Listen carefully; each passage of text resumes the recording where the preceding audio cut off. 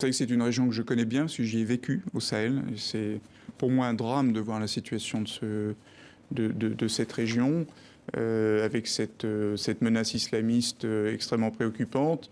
Il paraît naturel que le président de la République ait souhaité adapter les modalités de la présence, de l'intervention, parce qu'on voyait bien, et les militaires le disaient eux-mêmes, dans le respect de leur obligation de réserve, que la réponse militaire ne pouvait pas suffire.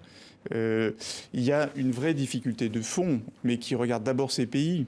Et c'est à nous de voir comment les accompagner à tout point de vue, au plan militaire, au plan politique, social, du développement, qui est quand même la fragilité extrême de ces pays, de ces sociétés. Je pense au Niger, par exemple, qui est un pays extrêmement important de ce point de vue-là, très courageux.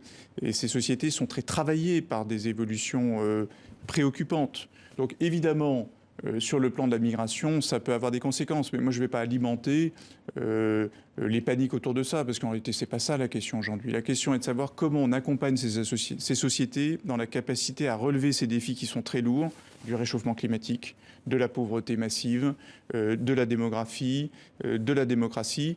Et il était naturel que les pouvoirs publics en France adaptent leur intervention auprès de ces pays. Mais je ne vous cache pas que c'est toujours avec une immense tristesse. Et en même temps, vous savez, moi, ce que j'ai appris au Burkina Faso, je pense que c'est toujours là, c'est que dans les situations les plus terribles, parce que c'est un pays pauvre, on avance.